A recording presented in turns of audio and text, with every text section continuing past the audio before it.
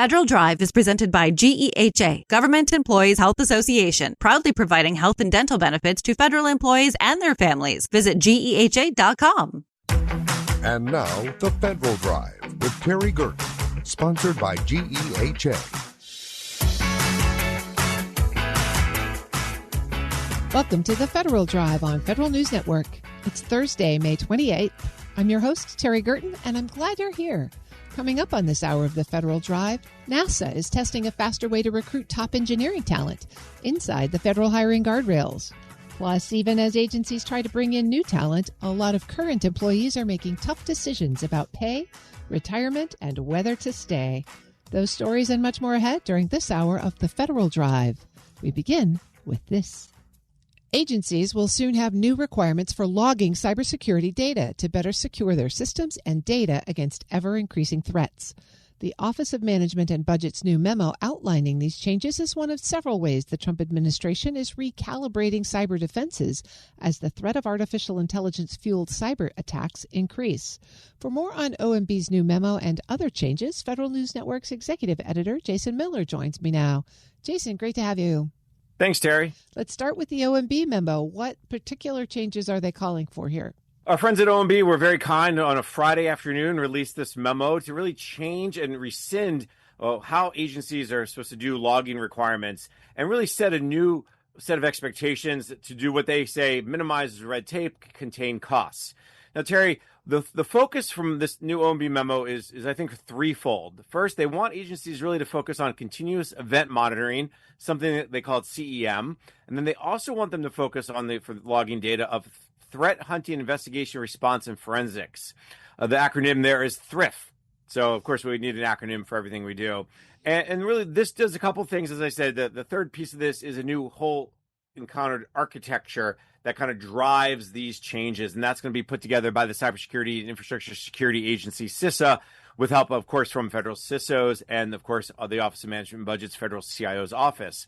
Now, first of all, they rescind the former logging memo from 2021, which really came out shortly after the SolarWinds attack, the SolarWinds incident, where they said, hey, we really didn't know what we had. We need to understand what we had. OMB says, listen, agencies have made a lot of progress. We're really excited for where they are, but we really need to move into more of a risk-based approach to logging because there's a lot of data, there's a lot of noise, and really let's figure out what works best. So I think that's the one big change is going from collecting everything to collecting very specific sets of data that agencies can then understand what's going on within their own environment. And the goal here is because of the volume, the velocity of cyber data that's coming, specifically from some of these AI-fueled attacks, it gotten too burdensome for a lot of agencies. Jason, did they give the agencies a timeline to move to this new cyber logging approach? Terry, what would a good OMB memo be without some good timelines, right? There's deadlines, there's requirements here. So let's just start with some basics. Within 90 days of the release of the memo, so from last Friday, CISA has to come up with what they call this logging reference architecture. The logging reference architecture really does a couple things. It's the strategy, if you will. It's this idea of how agencies can meet the objectives under the continuous event monitoring and the threat hunting, incident response, and forensics objectives. It also serves as the core guidance for how agencies can implement a lot of these logging capabilities. So then, after the release of that, agencies then have 90 days to come up with their first version of their agency logging plan. Now, this is the minimum requirements. And then things kind of continue along. 120 days to get basic level 1 of the maturity model. One of the things that OMB also did was update the maturity model that they initially put out back in 2021. Then they have 180 days to get to level 2 and 320 days to get to level 3 of the maturity model. We have all that laid out on federalnewsnetwork.com. You can find the story, the link to the memo and everything. But the upshot of all of this is I think what OMB is saying is we realize logs are important. We realize that there's a lot of data coming in, and we have to find the right balance between which data is most important to understand what's going on inside your network and which you should collect, keep, and continue to look at. A lot of this will be handled by an agency security operations center. You know, Jason, the federal agencies really don't do this all by themselves. They are in close partnership with cybersecurity companies who play a big role in defending networks and applications against these AI-enabled threats. Tell us a little bit more about how those relationships are being built between the federal agencies and private sector experts. Logging is a great example of this, Terry, because logging requires tools and such that agencies have to use. And then so much of that logging is also happening in the private sector. Now, we've heard this tired expression that cybersecurity is a team sport. But given what we saw recently with, for instance, the Claude Mythos discovery of thousands of zero-day vulnerabilities in systems that maybe were previously unknown or not addressed, really forced agencies and industry to figure out how to strengthen this partnership. Nick Anderson is the acting director of the Cybersecurity and Infrastructure Security Agency. He's particularly worried about one type of technology when it comes to these cybersecurity vulnerabilities. The open source community is one that I'm particularly worried about when we start to think about sort of the rapid escalation of vulnerability discovery.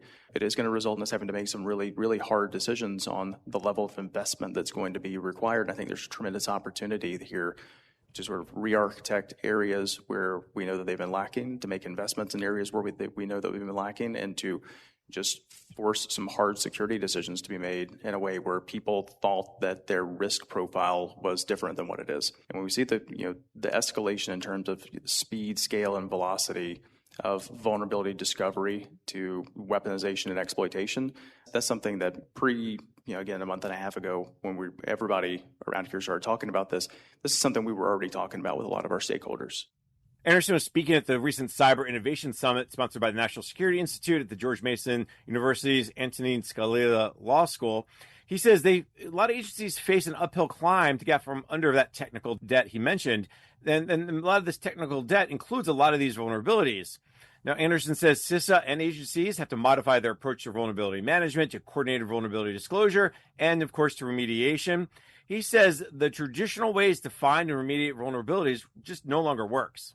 We're looking at developing the right even just contractual relationships, so we can make sure that we have the right relationships with companies that are going to be able to engage in a very substantive way with both critical infrastructure owner-operators and with federal system operators. I don't necessarily want individual agencies and departments trying to think about how they're going to solve this problem on their own, or an owner-operator thinking about how they're going to try to solve this problem on their own. So we're looking at what are even the right sort of transactional relationships that we can establish to help make that as easy and as seamless as possible for people as they begin to move forward. Additionally, when we start to look at some of our partnership elements, we're deliberatively working right now to prioritize critical infrastructure owner-operator entities that we can get to first. Anderson pointed to a recent incident involving Cloudflare, which came in and actually shared with CISA what happened. He says they're very open, very communicative about what happened during their outage, while it was occurring, and when it was over. And then they came in and said, hey, we could maybe help you with a playbook for the future when others could learn from best practices for how to engage with CISA and the government during a cyber incident. Well, speaking of these kind of partnerships, CISA and the Army and others got together a week or two ago to figure out how to ensure military bases are more resilient against cyber attacks. What did you learn about that new effort? This is part of an ongoing effort from CISA really to focus on this resiliency of critical infrastructure providers. It's been ongoing for several years now. But in this case, CISA, the Army, and others created an intergovernmental approach, what they call the Homeland Defense Working Group. Now, in the last couple of weeks, a group of them, CISA, the Army Secretary, and senior staff members, even the FCC and others, traveled to Fort Bragg, North Carolina, and started to talk through this Defense Critical Infrastructure Initiative. Anderson says the previous approach was to designate a company, a critical infrastructure provider, as part of a specific sector and say, hey, good luck. But what they all have realized over the last few years is that there's interconnections between the companies, between DoD, and the local community. Where we're trying to get to now is saying there's a specific function that is critically important. In this case, for defense critical infrastructure, there's a specific function that needs to be delivered. How can we set real resilience targets associated with that? Otherwise, if I'm an energy sector company, it is impossible for me to be able to deliver to an appropriate resilience target if somebody doesn't tell me I need 80% of my normal base load because I'm in a time of crisis and I need to be able to get ready for troop deployments, or I need 20%, or I need 120% because I'm really going to have to scale up my operations, here on the base to be able to support that. It starts with being able to set clear targets for what does resilience even mean for these entities, and then ultimately talking about how do we invest appropriately alongside them. Whether that's in time, whether that's dollars, whether it is a fresh approach to how we're looking at Homeland Security grant programs, whatever it is, and really looking as an interagency team at where can we make the most impact to be able to achieve a higher level of resilience for defense critical infrastructure in particular. Anderson says the DCI is really part of how CISA and the government more broadly is trying to partner at scale. He says this creates a unified effort that can lead to good quality understanding of what the real threat and risk landscape looks like, what are the problems everyone's trying to solve, and how really the government can provide, as you heard him say, more resources in a coordinated way. Anderson actually described how this intergovernmental approach is coming together. To look at a good blue space view of what is it that's most significantly important to us. When we start to look at public health and safety, national security, defense critical infrastructure, and continuity of the economy, then taking a good red space view of looking back at our intelligence holdings from the last several years and saying, this is our view of what we think is important. Here's what the adversary thinks is important. Where are we actually seeing them pre-positioned? Where are we seeing their activity? Where are we seeing them landing on the infrastructure that they believe is going to be most significant for achieving their objectives? Then looking at that overlap and saying, now how do we go engage with joint action plans with those companies directly? And some of those are technology companies. Some of those are critical infrastructure owner-operators. They would be able to achieve a higher minimum level of resilience overall. And again, not with the expectation that nobody's going to be impacted. Everybody in the world has cyber incidents. Everybody in the world has a vulnerability that's exploited. And being able to look at ease of recoverability and ease of normalized resilience metrics that are going to be able to get us there, that's really where we have to invest our time moving forward. Terry, what this all comes around to is not just this idea that the government is pushing information out, that the government is accepting information in, but that partnership that we talk about so often. And these AI-enabled attacks really made the government rethink how do we kind of stay ahead of them or at least keep up with them as they continue to increase and the threat landscape changes. That's Federal News Network's executive editor, Jason Miller. Jason, really appreciate you summing all of these initiatives up for us here today. Always a pleasure. You can find his full story at federalnewsnetwork.com. Up next, NASA is testing a faster way to recruit top engineering talent inside the federal hiring guardrails. This is the Federal Drive with Terry Gerton on Federal News Network. Tune in Tuesdays at 10:30 a.m. and 2:30 p.m. for the Innovation in Government Show, sponsored by Carasoft. Hear from the industry leaders advancing the technologies shaping how agencies modernize secure operations and deliver better services. Innovation in Government covers what is changing now, what is working from cybersecurity and cloud to data, AI, and emerging technologies. Listen to Innovation in Government, Tuesdays at 10:30 a.m. and 2:30 p.m. on Federal News Network. Search Innovation in Government.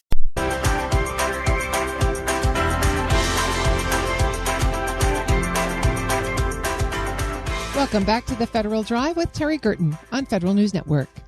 NASA is testing a new way to bring engineers and technologists into the agency more quickly. The idea is to move faster while still working inside federal hiring rules. Here to tell us how the program will work is NASA's Chief Human Capital Officer, Kelly Elliott. Kelly, thanks so much for joining me today. I'm excited to be here. It's always a wonderful opportunity to tell NASA's story and especially to talk about our amazing workforce. Well, let's talk about NASA Force. What exactly are you trying to do with this that the current workforce system won't let you? So NASA has a very aggressive mission. We have a very aggressive timeline. And while we have an amazing workforce to get started, we can always benefit from our country's top talent that's already in the industry to come help us move our projects along to solve some of our most complex challenges, but also to mentor and help us to learn from industry's best practices, help our younger engineers develop the skills and talent to be able to carry those projects forward. Why did you decide to do this inside OPM's Tech Force initiative? Well, OPM actually had the vision for the Tech Force, and we are partnering in Tech Force as well. So we have, technologists that we've hired as a result of Tech Force, but NASA has a broader mission than what some of those technologists, AI, computer scientists, and engineers can solve. We also need engineers, we need researchers, we need scientists, and so their program was not quite broad enough for what we needed to accomplish for the NASA mission. And yet you want to work inside the Tech Force guardrails. So you've got a broader scope of expertise, but a narrower set of protocols. Tell me how that works. So I think what Tech Force has brought to us is, one, a way to amplify our recruiting really quickly. We just announced an aerospace engineering role. We had 2,400 applicants over 5 days. And then we moved quickly to qualify those. 25% of those became qualified for NASA roles that we're exploring further. I think that TechForce not only is our marketing arm, but they have, under Director Scott Cooper's leadership, they've opened some doors for a broader industry partnership in really talking to industry about our country's and the federal government's need to solve some really complex challenges. They've brought forward industry training that folks in TechForce and ultimately in NASA Force will benefit. So OPM actually has been, I think, a critical partner to allowing us to move quickly in establishing NASA Force and to develop the momentum that we need to attract the talent. What's operationally different about the NASA Force initiative compared to what you would normally do? Is it just that broader outreach?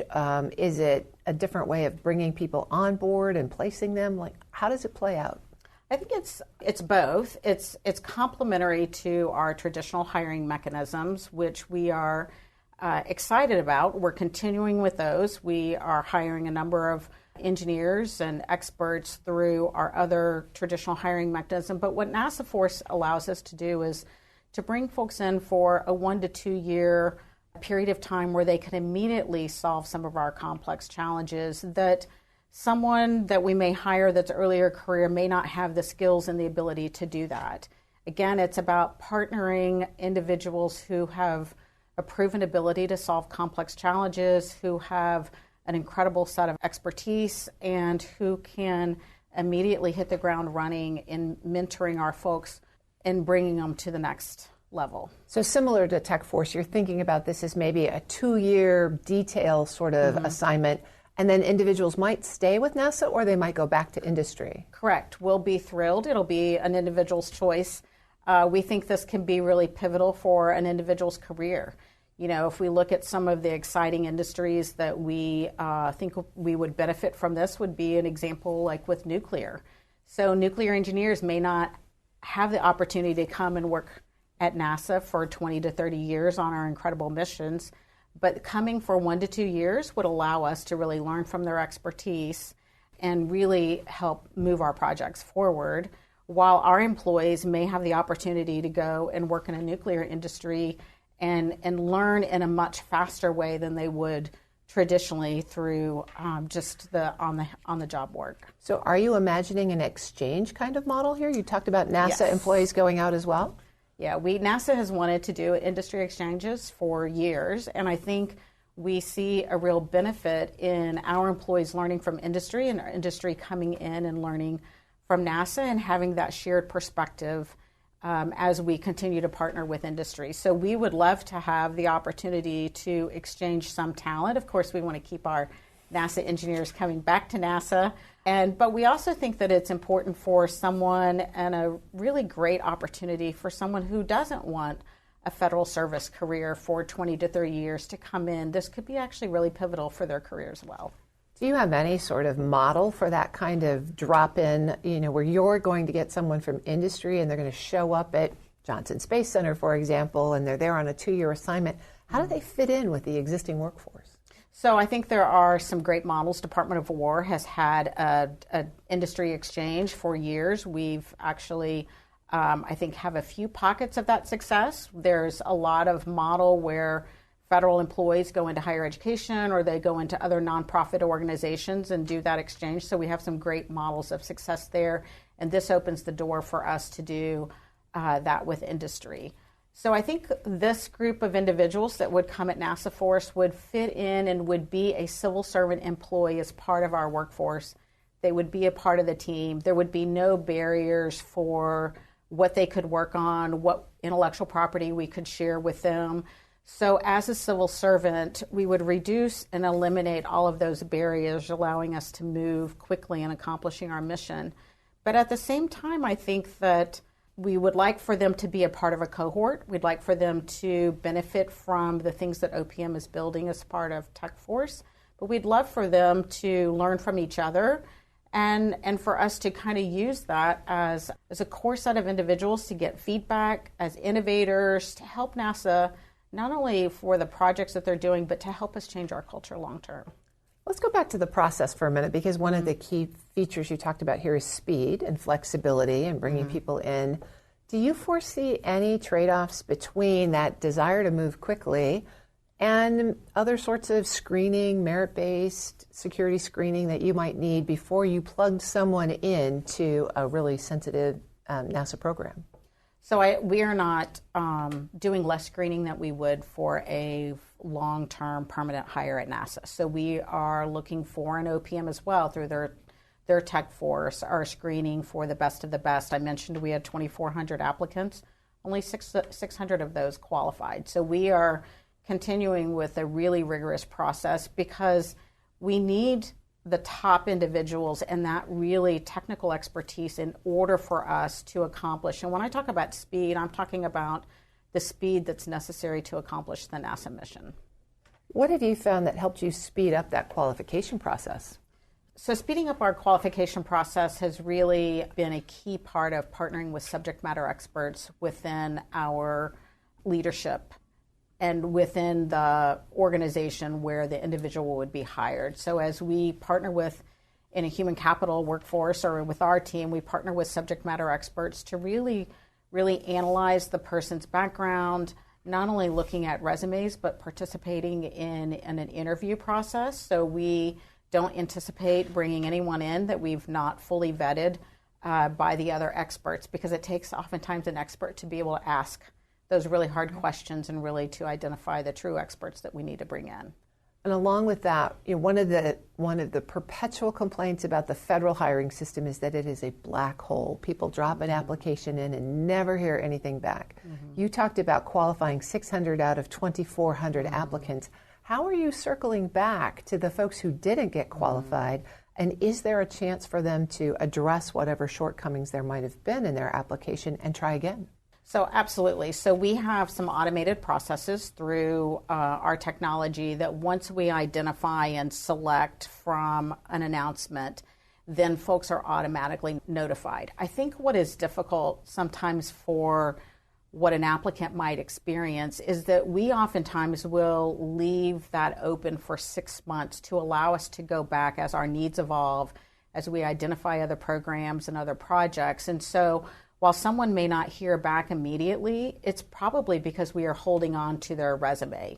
If they do not qualify, they will get notified quicker than someone where we are holding on to their resume for, future consideration. And what is the duration of this NASA Force innovation? Is it just a couple of cycles that you plan to work through this? Do you see it being a long-term program? How will you know if you want to keep it going? So as Chief Human Capital Officer, I hope it is an enduring program. I think that NASA is one of those organizations that really benefits from knowledge sharing. Our work is not stagnant. Our work and our research is always moving forward. We're always trying to stay on the leading edge. And I think we can always benefit from where industry is going. We can always learn from each other. As long as I've been in human capital at NASA, our leadership has always wanted a really strong opportunity for industry to have the experience of coming into NASA. We would think it makes them stronger, and then we think it makes NASA stronger in bringing in external talent. Just the knowledge sharing alone and the opportunity, you never know when innovation is going to happen. Well, speaking of learning from each other, I know you're on the Chico Council. Are your fellow Chicos watching what you're doing here and trying to learn so that they might implement similar kinds of initiatives in other agencies? So I think that there is certainly conversation around that. I think TechForce is a great enabler, and I think that almost all agencies can benefit from what TechForce is offering and the skills and capabilities that they are offering. I think one of the things that's been really helpful for NASA is this is led from our top. Our administrator, Jared Isaacman, has been at the forefront of really envisioning this with the director, Scott Cooper, as a method for how we actually accomplish the NASA mission. I think TechForce certainly is an opportunity. There's not a single federal agency that couldn't benefit from those technology skills and some of the advanced and be able to solve some of our most complex challenges with our IT systems. It's possible that there are other agencies that would benefit also from those industry partnerships, and I think about some of the more technical agencies that we work with. perhaps even Department of War or perhaps National Science Foundation, some of those more technical agencies, I think could benefit from a broader exposure to tech force beyond just the IT and technology skills. Kelly Elliott is NASA's Chief Human Capital Officer. Kelly, thanks so much for joining me today, and we'll look forward to checking back in. All right, thank you. We'll post this interview at federalnewsnetwork.com/Federal Drive. Subscribe to the Federal Drive wherever you get your podcasts. Still to come, federal financial management has always been a no-fail mission. The past year has added new pressure to a workforce already stretched across competing demands. But first, budget uncertainty and pay debates are shaping real decisions for federal workers and retirees. We'll talk through what matters most right now. Want to recognize a federal employee or military service member for their critical work in supporting the country? Send them an e-card today. Visit federalnewsnetwork.com and search May We Say Thank You. You're listening to The Federal Drive with Terry Gerton on Federal News Network.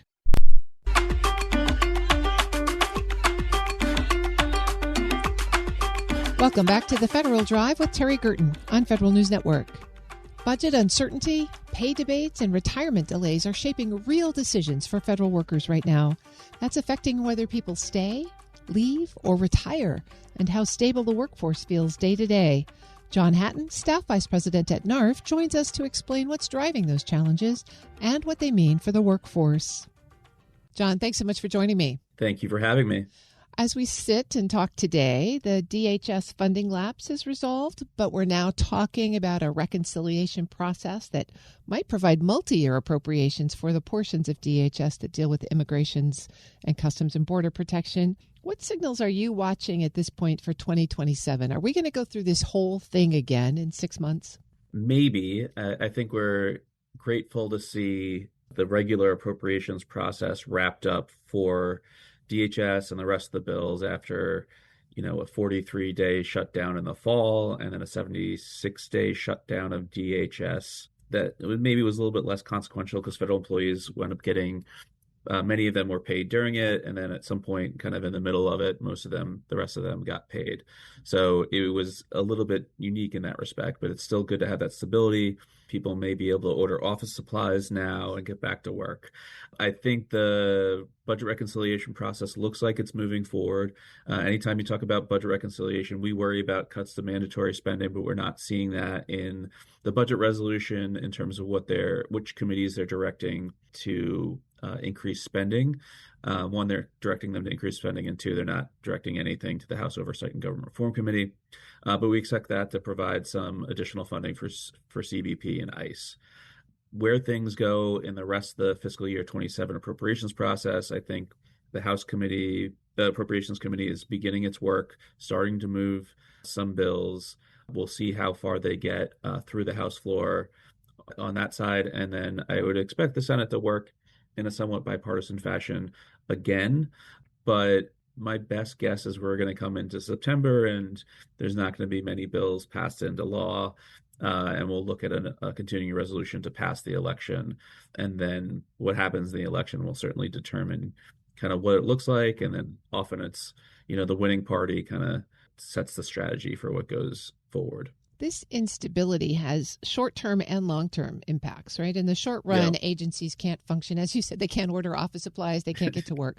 But in the longer term, there's a residual accumulation of concern about, am I really going to be able to hold on to this job?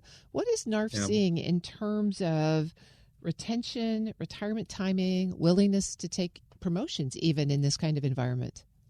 Yeah, well, we've seen, there's a large-scale reductions in force last year, and 285,000 or so people left. Many of those involuntary. Now, they might be described as voluntary, but if you are taking a deferred resignation program, when you saw a reduction in force coming your way, or if you took a voluntary early retirement or anything like that, because you felt you might have been involuntarily separated, then I think that's in that same rubric. But we still saw people now after December still retiring, right? There's still claims coming into OPM. They still have a big backlog of claims. Morale levels, according to outside party surveys from like Partnership for Public Service, dramatically down. And so, I think it's still too soon to say how long people are willing to hang in there, but certainly I think the calculus for federal employees has changed. It's a less secure job prospect, particularly depending on your agency. And so do you want to kind of hunker down and put all your eggs in this basket of this job, or do you want to find some more flexibility outside of the federal government? And I think that's a unfortunate consequence of a lot of these policies and the speed at which they went. I think we would love to see an appropriations process become more stable. So one, you don't have shutdowns. Two, you have some more reliability, and you have some, relative status quo stability. I mean, obviously there's changes every year, between the parties, between the executive branch and Congress about what the government's doing. I think we've had that for a while. I mean, I think we've seen it inch forward with different shutdown fights over the course of the last 10 or 20 years or so. We've seen, Congress fail to pass budgets on time, and now CRs get passed even at the end of the calendar year. And all those things I think have had, disruptions for federal agencies and the federal government over time. But I think it really came to a head this last appropriations fight, when there was a 43-day government shutdown. And certainly some of it was over the Affordable Care Act premiums, but a lot of it was really over who's deciding what the government does. The administration was asserting constitutional powers of empowerment. They're trying to do rescissions with just Republicans' votes in the Senate. At the end of the day, I think it came to a place that, you need at least in this battle, you need a bipartisan Senate to pass these bills, because eventually that's what happened. They needed some Democratic votes to get these bills across the finish line in the Senate, and they had a process for the full year appropriations bills that was largely bipartisan. That type of thing provides stability for federal agencies. So there's not a huge swing based on who's in the presidency or, control of the Senate or the House. And so we hope to see that moving forward. I mean, obviously, I think every new Congress is going to come in and change priorities, and they should do that based on changing circumstances and changing values of who's elected. But having some degree of stability in this process is hopefully what we'll see. But we don't know yet.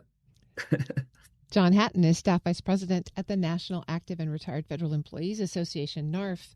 John, getting paid at all is one problem. Yeah. Getting any pay raise at all is another. And the administration has not proposed a pay raise in the 2027 president's budget. What message is that sending to this workforce that is hoping for some stability? Not a good one. So you've been asked to take on more work with less employees at these agencies pretty much across the board. And now you're not being provided a market rate pay raise. The cost of goods are obviously going up. Inflation is still at an elevated level. Obviously, oil prices are high right now. Gas prices are high. So, health insurance premiums have gone up. So you're asking people to do more and pay them essentially less on an inflation-adjusted basis. So we support FAIR Act to provide market rate federal pay increases. This isn't some massive federal pay raise. It's just, what has the private sector done in terms of average pay increases most recently? Take that number. That's what the military pay raise is. That should be a policy that keeps those pay rates and pay tables up to speed with inflation. We're not seeing that. The House Financial Services and General Government Appropriations Bill would be a bill that could carry a specific congressionally appropriated pay raise. That did not include one. There was a vote on an amendment that was defeated on a partisan basis to provide a 3.6% pay raise, 3.1 across the board, and 0.5 for locality. So I think we may still see some votes on that. There's still probably an effort in Congress to move forward to try to achieve that. Whether there can be some resolution of that at the end of the day as part of the appropriations process, we'll see. Obviously, there'll be different sides to that debate. One of the things we don't talk about a lot with pay raises is the long-term impact. If you get a 0% pay increase in a particular year, what impact does that have for folks who are thinking about retirement where their pensions may be high 3 or high 5 dependent? Yeah, it's certainly an impact because you're not going to have an increased high 3 for that retirement. And so particularly in those retirement years where you don't get that pay raise to match up, that's going to affect the calculation of your annuity throughout the year. I mean, it may be that if you retire now, then you at least get cost of living adjustments as opposed to the pay raise and the adjustment. So getting a cost of living adjustment, which is statutorily set and not dependent on the president or Congress to authorize every year, we'll see that annuity increase. Of course, the FERS COLA If it's above 2%, you're not getting the exact match to the inflation number, but it's still been a little bit more consistent than the federal pay raises. Well, as we talk about pensions, then what are the headlines regarding retirement processing? What is NARF tracking? Well, we're just tracking the inventories at OPM. We're tracking what we're hearing from our members in terms of how long they are experiencing delays. There's still a pretty high inventory of claims sitting at OPM of about 50,000. Now it's a slight improvement from the month before. We had heard some improvements from members where, they retired essentially in July and OPM hadn't even received their claim yet as of February. That's an extremely long time. They don't get their interim pay from that. I've heard a few. We're still trying to piece together the information about how quickly interim pay is actually getting done. The OPM stats say 7 days. Heard a story or two about that maybe not being quite the case, but not enough to suggest that their reporting isn't accurate on the interim pay. But that's when they get the claim. And so there's still a big delay at the agency and payroll processor side that we're concerned about, and whether that's resolved. On the OPM side of things, they still have a large inventory of claims. They're improving in terms of getting that inventory down, but it's still going to take a while. It's still going to take months. I think they're 70 or so day average now. They have some digital claims, some paper claims. They're moving faster through the digital claims. I think that shows that efforts to modernize can have an impact. So we want to see them continue down that path so that this, prepared for these situations in the future. But I think in the near term, it's just brute force needs to get through all these claims with the amount they have. Unfortunately, that's leading to impacts on things like, can a retiree just call into OPM and get somebody on the line? What we're hearing from our members is that basically it's almost impossible to do that. So you have some issue with OPM, maybe it's health benefits, maybe it's a survivor annuity, or maybe it's just finding the status of your claim and you can't get an answer. And that's very frustrating for our members and for federal retirees. I think that's because OPM is just generally overworked because of the large influx of claims. And they have probably less staff than they had last year because of the deferred resignation program. So, not a great situation. I think hopefully they just continue to plod through and make improvements, get people the money they deserve and earned as quickly as possible. John Hatton is Staff Vice President at the National Active and Retired Federal Employees Association. John, thanks for joining me and thanks for this update. Thank you for having me. We'll post this interview at federalnewsnetwork.com/Federal Drive. Hear the Federal Drive on demand. Subscribe wherever you get your podcasts. Coming up next, federal financial management has always been a no-fail mission. The past year has added new pressure to a workforce already stretched across competing demands. This is the Federal Drive with Terry Gerton on Federal News Network.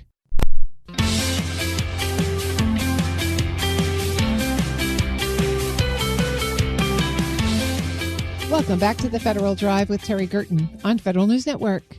Workforce strain and technology changes are reshaping how federal financial management gets done. That's affecting everything from daily decisions to long-term accountability across agencies. Here to share more about the future of federal financial management are Ann Eberts, CEO of the Association of Government Accountants, and Rich Brady, CEO of the Society of Defense Financial Management. Ann and Rich, it is so lovely to have both of you here together. Thank you for joining me. It's great to be here.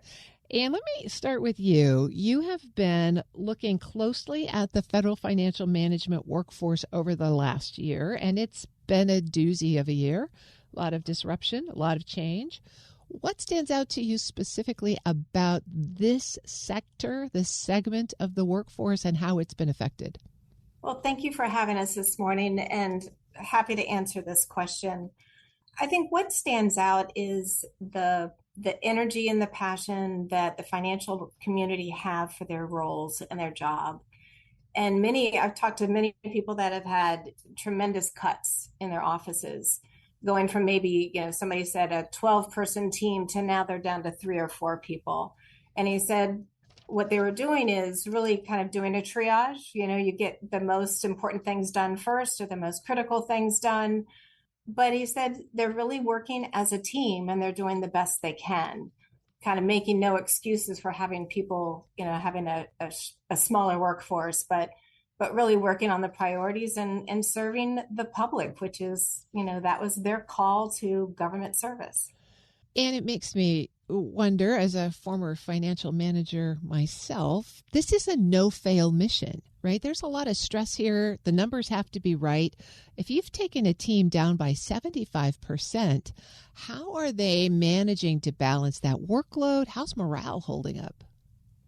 That's an interesting question. I think they're doing the best they can to keep each other supported.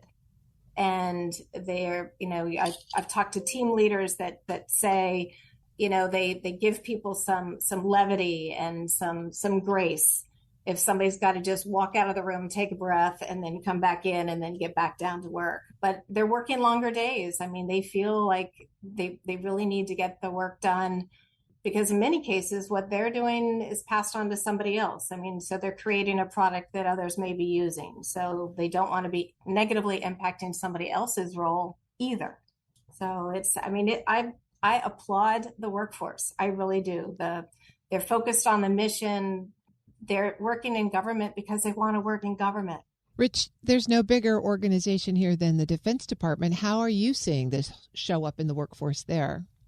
Yeah, thank you, Terry. I would echo what Ann is saying, in that, if you even look a little further back, past the last year, most agencies, and particularly within the Department of Defense, they were in the throes of digital and financial transformation, updating old system, legacy systems, modernizing them, working toward the audit when all of these changes took place. So there was already a lot of stress on the workforce. And just as an example, for the Marine Corps to get to its first clean audit opinion 3 years ago, there were a lot of manual processes that were in place. So took a lot of labor and manpower to do that. And that's still being worked on as we speak, as they've achieved their third clean audit opinion now. But to Ann's point, there is a lot of stress on the workforce. That's one of the number one things that we hear from our members, and many of them, even a year ago, most offices weren't 100% manned.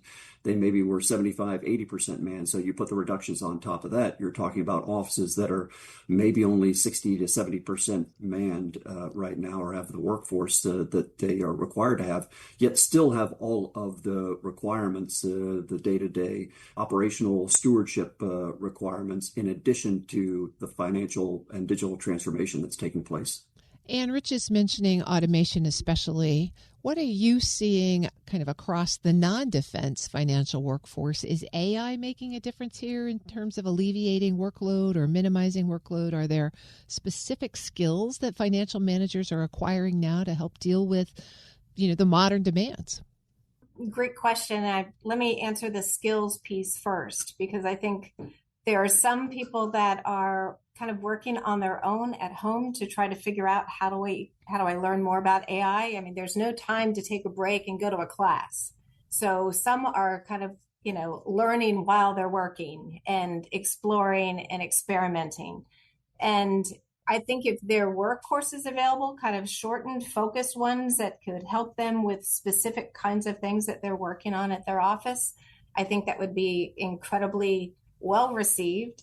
But like I said, others are exploring some on their own, or they're talking and communicating with others in other agencies that may be further ahead and sharing best practices and ideas. And that's where I really applaud this community, is they do reach out to their colleagues in other agencies, because if you've been to two agencies, you've only been to two agencies.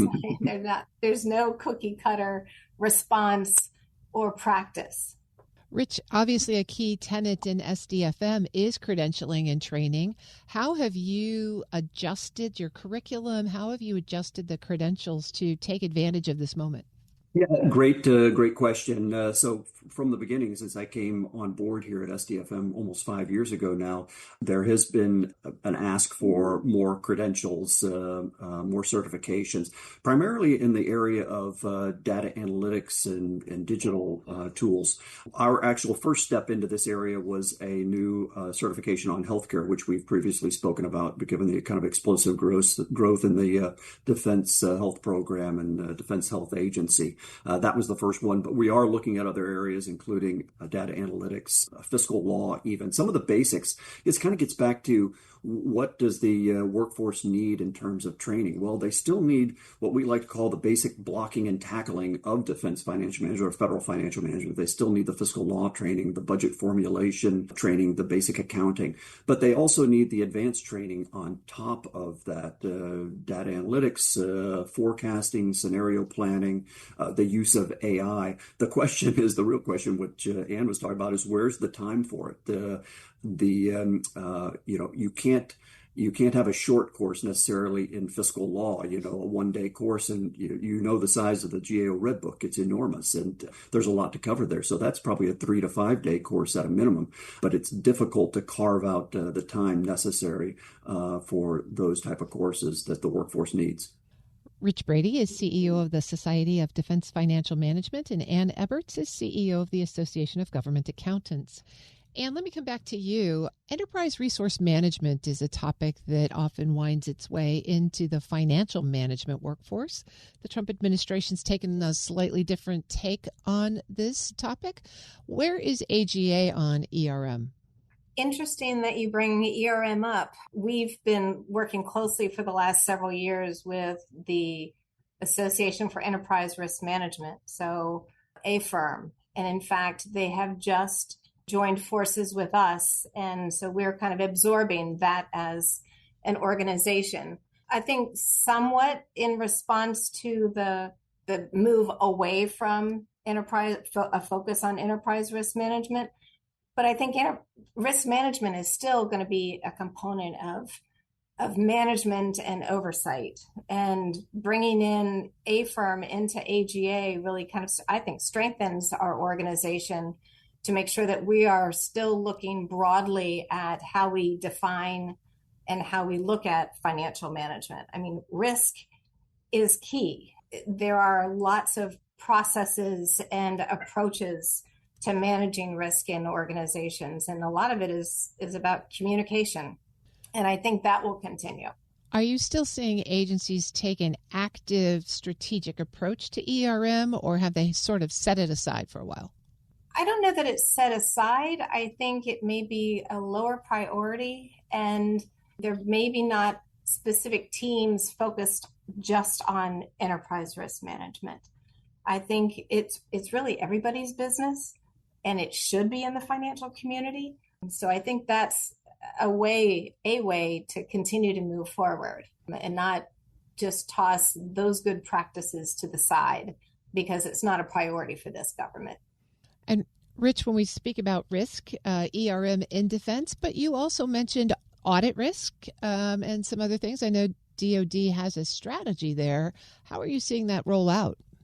Yeah, no, great point on risk ERM, and it ties to internal controls as well. I would say it has been somewhat of a back burner issue, but it's coming to the forefront again because there's a recognition that enterprise risk management, internal controls, there's a direct tie to that and audit sustainability. So obviously the department is working toward a clean audit opinion, but once they get that, they have to be able to sustain it. And the easiest way, the best way to sustain that is through proper controls set up in place early on in the process. So I think that we're going to see what I'm hearing from senior leaders in the department is bringing ERM internal controls from the back burner back to the front burner. And Ann, as we think about the future, how are your two organizations here working together on the future state of the financial workforce? I love that question. Rich and some of his folks and my team have met recently about how do we do just that? How do we work more closely together? And what's interesting is folks that attend Rich's events at SDFM and those that attend AGA events, in many cases, they've gone to both. I mean, so we have a lot of cross-pollination, I think, of our members as well as our attendees. And frankly, they can all, even if somebody's listening to someone who's in a civilian agency, you can still learn from them. There's, I can't imagine Rich saying, well, our folks only listen to people and take on board information that comes from a uniformed person. It's like, it's not the case. I think people are willing to share best practices. There's been cross-pollination between the DoD looking towards some of the larger civilian agencies. You were talking about getting a clean opinion. We have a lot of civilian agencies that are large and complex and have been able to achieve that. So I think the more DoD and the civilian agencies share best practices and speak together and really look at as we are leaders of government, I think we'll make a lot more progress that way. And Rich, next initiatives for SDFM? Yes, so as you know, we've transitioned to our new DFMIs, our Defense Financial Management Institutes. We moved away from the single annual event, our PDI, and now we're holding a series of events throughout the year. And so we want to get out to where our members are and bring the content to them, the education, training, and certification, in addition to all the networking opportunities as well. So we kicked that off this year and are looking to expand it into 2027. I've been speaking with Ann Eberts. She is the CEO of the Association of Government Accountants, and Rich Brady is CEO of the Society of Defense Financial Management. It's lovely to see you both. Thanks so much for joining me together. Great. Thank you. Thank you. We'll post this interview at federalnewsnetwork.com/Federal Drive. Subscribe to the Federal Drive wherever you get your podcasts. The Department of Veterans Affairs is getting bipartisan praise for its resumed rollout of a new electronic health record, a multi-billion-dollar project that has run into myriad problems since it began under the first Trump administration. The VA rolled out the system to new sites last month after a 3-year pause on deployment. Groups representing VA employees, however, say the latest facilities to adopt the new EHR are dealing with problems. Federal News Network's Jory Heckman is here with more insight. Jory, thanks for joining me. Hey, Terry. Great to be here. All right, so the VA has gotten back on the EHR rollout bandwagon. How's it going? Well, from what we are hearing from the Department of Veterans Affairs, it's going well. These are deployments that took place back in April. These were 4 sites in Michigan, and that's significant on its own because this is the first EHR go-lives that we've seen in more than 3 years now. The VA had gone through this reset period, this pause in go-lives, to address some of the underlying problems with it. It's been one of these systems where it has been inundated with problems since the beginning. Back in 2018, when this contract was signed, there was an persistent issue with the system partially or fully going offline, problems with usability. It was persistently getting low usability scores from the VA clinicians who were moving on to this new EHR. And from what we're hearing from VA Secretary Doug Collins, he told lawmakers last week that the 4 sites are running well. He used the word phenomenal rollout for Michigan for these 4 sites. And of course, VA, everyone looking at this, they have been wary for these kinds of problems to take place, just given the history of this project. And so far, VA says that that's not occurring. Just to zoom out here quickly, VA is still got a long road ahead of itself for full completion. With the Michigan sites, they're currently at about 10 sites. Full modernization, full migration to the new EHR would bring it to more than 170 sites. So at this point in time, the VA is looking to get this all finished up by 2031. Jory, where did the bipartisan support come from? In some pretty important areas, a lot of top Democrats on some important relevant committees here. Senate Homeland Security and Governmental Affairs Committee ranking member Gary Peters, Senator of Michigan, where these EHR sites went live. He spoke at a separate hearing on appropriations for the VA, and they're looking to get substantial funding next year to continue the rollout. They're looking for $4.2 billion to continue the go lives. And so Peters says that everything that he's hearing is that this is a positive rollout, and he was encouraged to hear these things happening, of course, in his state. He did, of course, raise concerns about the VA's push to accelerate the go-lives. They feel good about how things are going, and so they want to ramp up the cadence of how quickly these rollouts can occur. And case in point, the 4 go-lives in Michigan that we've been talking about, they all happened concurrently. These usually in the past used to be one-offs, and so VA says you can expect to see more of that going forward. Also heard some praise from the committee ranking member for the Senate VA committee, Richard Blumenthal. He's, of course, sparred with Collins on a number of management decisions that are happening under the Trump administration at the VA. And in this case, he said that he welcomed the department's commitment to advancing the electronic health record. And then, of course, Senator Patty Murray, the vice chairwoman of the Senate Appropriations Committee, did have some qualified praise on this, said that it appears that the new sites are going well, but sites in her state, Washington State, were the earliest ones to go live with the new EHR, and she says that they are still not 100%, still dealing with some of the lingering problems there, and Collins did commit to go back to those sites and address those problems. This is a huge change for VA operations in any sort of clinical setting. How have they been doing in terms of getting the employees ready for this, and do the employees feel like they're ready for this? Well, in a separate hearing last week, it was only the Democrats on the Senate VA committee. They heard from a number of groups about a number of issues. They were all really around the workforce, but they heard from members of the National Federation of Federal Employees, a union that represents VA employees, and the Nurses Organization of Veterans Affairs, also represents VA nurses. And representatives from both of those organizations raised concerns about the EHR. The NEFI representative said that the new sites are still dealing with some of the problems that the VA had seen in the past, that this is something that does take some time for these sites to get used to and acquainted to. And the Nurses Organization of Veterans Affairs representative said that there were issues with basically the new EHR sites talking to the old EHR sites, and then there's not 100% interoperability between those. So they raise concerns about this. It has been a long time sticking point that VA employees, as documented by the Government Accountability Office, they don't feel fully trained up and ready to handle this new EHR. It's a massive change no matter how you look at it. It's one of the biggest changes happening to the largest integrated healthcare system in the country.